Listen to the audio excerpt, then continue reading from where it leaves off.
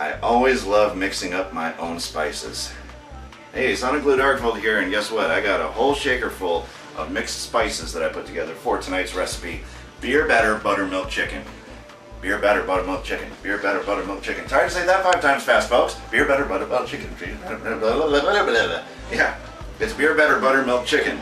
And what is in beer batter buttermilk chicken? Well, buttermilk is going to be used to coat our chicken. And we are using a big bottle like this. We've got a lot of chicken. You can use any parts you want to. We're using the drumstick today. First thing you want to do is in lukewarm water, rinse all of your chicken parts and then put them on a towel to dry. And I'll tell you why. Because you want the thickness of your buttermilk to coat your chicken. Now, since buttermilk takes a while for it to coat your chicken parts, we're going to be leaving this in the refrigerator for 4 solid hours. 4 hours. Definitely want to prepare this ahead of time. Unfortunately, we didn't. Oops, my bad. But once it is ready, then we can proceed through the steps as quickly as possible, and we will have us some beer batter chicken. Now, chances are you kids at home won't be able to make this without help from mom or dad, because somebody's got to get the beer. Take some more towels. These are going to be used to pat the tops of our chickens dry. Pat them down gently. Make sure they're nice and dry. Don't want too much water going into our buttermilk when we soak it in buttermilk for at least 4 hours. That's going to be the toughest part, is having all that chicken at your disposal, but you know you can't do anything with it for 4 hours. Well, that's okay. We got all the time in the world, and you should too.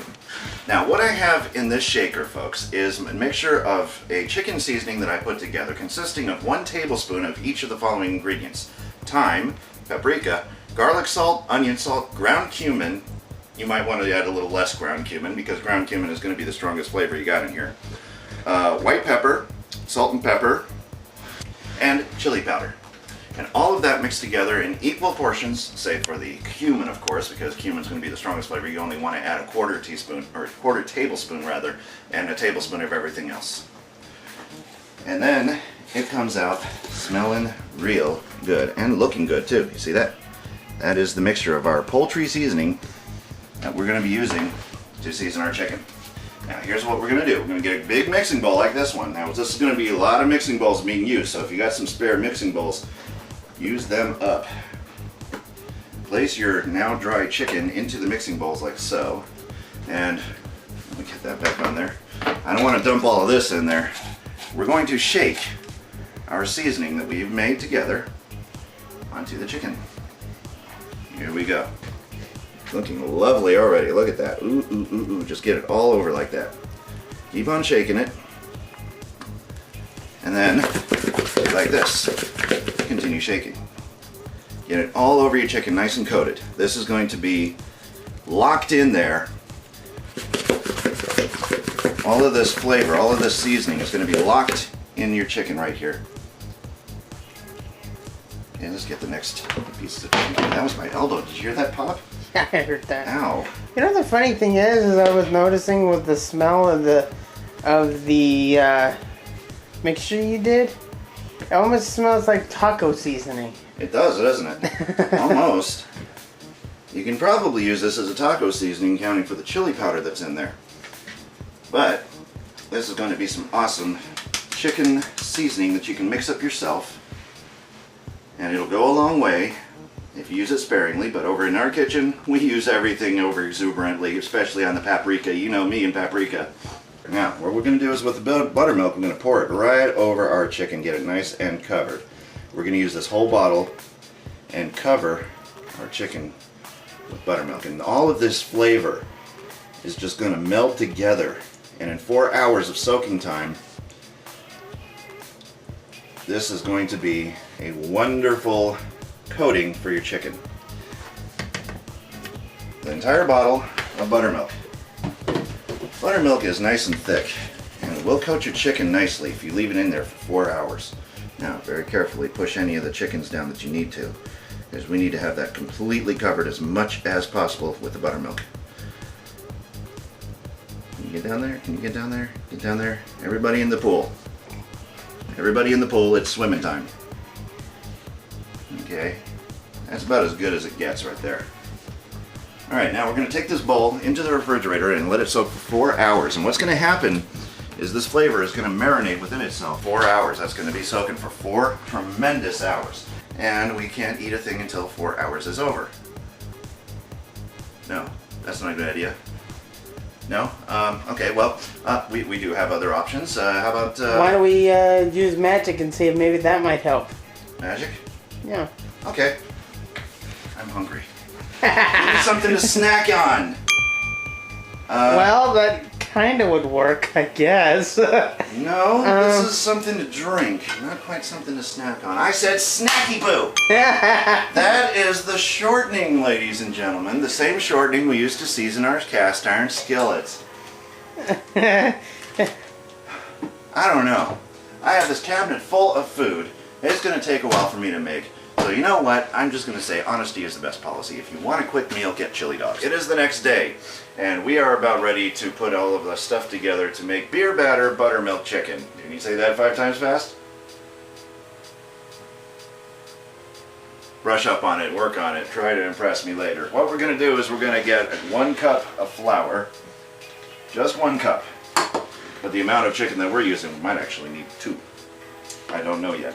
So, the measurement goes like this. 1 cup of flour, 2 beaten eggs, 1, 2... Yeah, he's gonna beat the eggs. I'm gonna beat those eggs good. I'm gonna beat these eggs like they was red-headed stepchildren. Why didn't you come home last night on time? Why did you have to borrow my car? Why did you have to go out drinking with those no-good buddies of yours? Why can't you do your homework? Why can't you listen to your mother? Get upstairs now without any dinner or supper. You red-headed stepchild eggs, you! Okay, those are well beaten. We're gonna put the beaten eggs into the flour. I don't want to go in the flour. Shut up! I'm a good parent. I really am a good parent. No, you're not. You're yelling at your eggs. But, son, Daddy loves you. Oh, I heard that! And apparently you've taught him to swear too. We're going to use a half a can of beer. Beer in the batter, because there can't be beer batter without beer. Now, I know what you're thinking. You look at this. You're using Big K soda. No, I'm not. I'm actually using Budweiser. Budweiser is the king of beers, and in this particular recipe, Budweiser is also the king of what you should use in your beer batter. The purpose of a beer batter is to get it nice and frothy. It's not just for the flavor, but also for the frothiness that can only come from making batter out of beer. That is why we have beer batter. A lot of people are wondering, well, why does there have to be beer in there? Are you going to get drunk off of this? No. The answer is no. You cannot get drunk when you cook beer batter. And I'll tell you why, because beer, like any alcohol, neutralizes in heat. Mix until as many of those lumps are out of there as possible. That's good enough. Good enough for batter for me. We also have to add 1 teaspoon, 1 little tiny teaspoon. Where's my teaspoon? There it is. Of baking powder. Not baking soda, baking powder. There we go. Now, mix that baking powder in there too. Now this is the base of making your beer batter. You can add more ingredients to this if you feel you need to. But remember the measurements. 1 cup of flour, 1/2 can of beer, 1 teaspoon of baking powder, and 2 beaten eggs. Now you can double up on that recipe too. Now we might actually need to make some more batter, but that's just the base of if you only have a few chicken parts. And speaking about the chicken, let's grab it from the fridge. Oh, chicken! You're dead. Shut up. Stop squawking. Shut up! I think it's mocking you. Good deal. I'm downstairs. I heard that mockingbird. Let's get a cup of flour in there.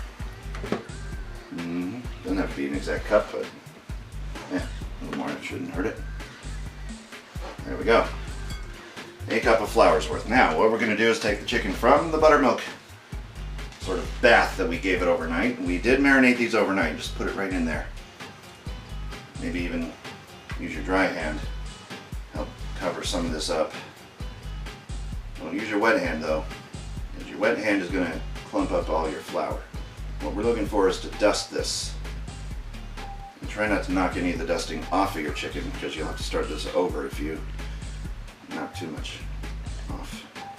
Okay, then right from there into the batter. Use your wet hand, roll it around in the batter, like so, and get it nice and coated, and on the other side, get it nice and covered. Use your spoon if you need to, and spoon it over. That works a lot better. Okay, turn it over.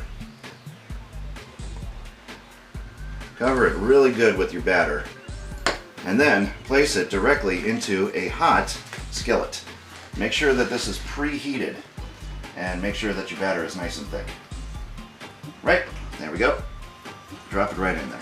Okay, now you'll notice that a few of your chicken parts will lose some of its coating, but that's natural.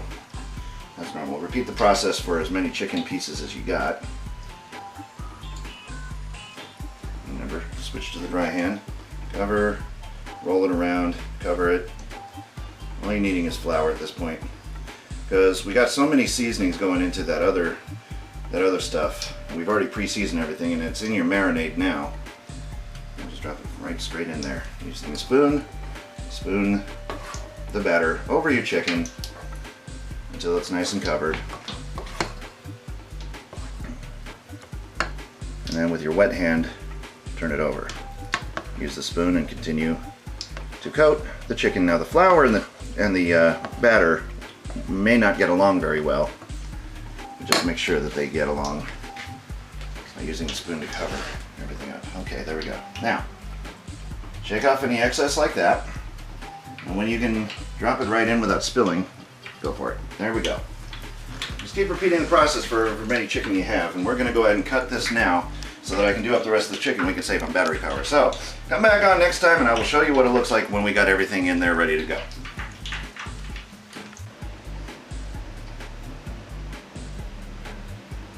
And here's our big plate of chicken au doom. Beer battered chicken. Look how well this came out, and look at this towering plate of chicken that I almost dropped. Well, you want to get your beer battered chicken to look sort of like that there. Golden brown, a little more deeper. I had to check the meat to see if it was done, but anyway, you're pretty much after nice and golden brown. A little burn is here and there is okay. That just makes it all the more authentic. And that is how you make beer battered chicken. Isn't that amazing, folks? And you can do that right in the very privacy of your own home, in the very comfort thereof. And you can take comfort in the fact of knowing that your whole family can enjoy beer battered chicken. You don't have to worry about certain kids getting into certain things. Just make sure that you keep all alcoholic beverages away from children, because you don't want one of them to mistakenly go through the refrigerator, find that beer in there, and then accidentally take it to school with them, realizing that mom needed that for her recipe. Not that I've ever done that before. Maybe somebody else has. I actually never took alcohol to school with me. That is kind of a really bogus thing to do. All right, we're going to have some cheese potatoes on the side, if I can find room on my plate. Build a fortress. Little fort with the potatoes right there. I'm not getting enough potato. That's not enough serving of the potato. I'm a man! Give me my potato! Put that aside for a moment. So all of it's munched up in the spoon. That's why. Get down on that plate.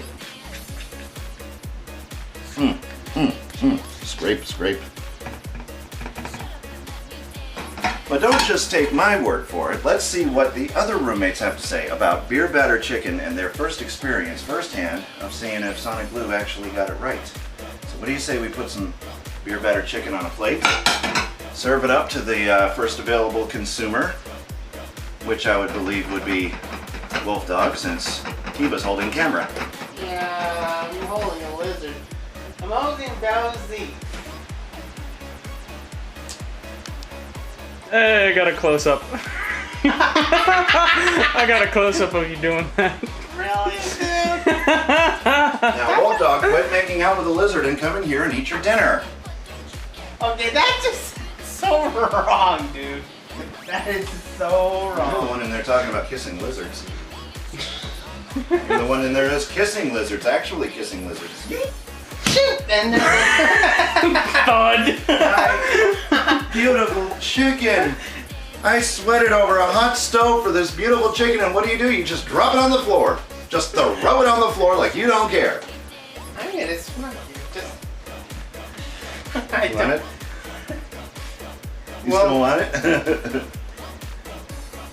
All right, here, I'll replace it with this one then. Take a wet paper towel to it. Yeah, there you go. Don't drop again. I'll have to take away from you. All right, let's find out what you think. Let's take the top one because that one's about ready to fall apart anyway. That one was on the bottom of all that chicken. I don't think you can pick it up I don't think you can pick these up. without the bone falling off. Yeah. Or without the chicken, the coating falling out. I would need like a fork. You would need somewhere to set this down. What do you say we set this down over here? Now you can pick it up. Now you got both hands. Now the coating, since that was on the bottom, it got crushed with the other heavy pieces of chicken on top, so you definitely want to get more than one plate to stretch them out a little bit. It's gonna be hard to do this with them.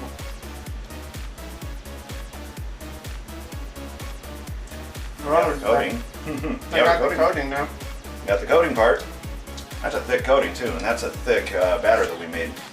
And getting to the chicken part. There you go. There we go. So both the chicken and the... And finally, There it the is. part. Well, usually it's not supposed to do that if there was not so much weight on the top. Food for thought next time. So the next time you make beer batter chicken, just keep that rule in mind. You don't want to put too much weight on your chicken because this will be delicate as everything when it comes out of there. But, boy, will it be crispy. Well, the outer shell is pretty good. Now let's see what it tastes like from the inside.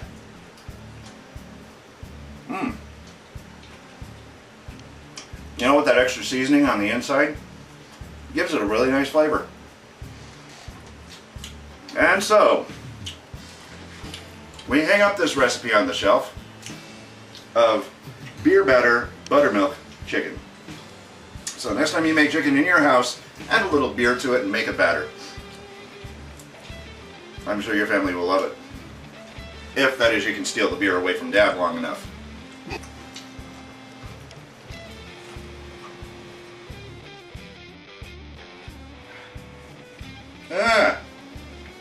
Open. You having issues trying to open that up? I got to dry the hand first. I'm trying to open this thing. There we go. Yay! This thing can open. That's why I got it. Okay. And these are going to be a nice beer batter recipe, and we do have the beer. I stole it from Bar Hoppin' Bill's liquor cabinet. I heard that, turkey. You heard nothing! I really stole it from his head. Okay, here we go. Okay. Do I know how to whip those eggs into submission or what? Yes, Daddy. Shut up! Sorry. Shut up! Shut up! Okay, just making sure. Daddy. Shut up! Anyway, it...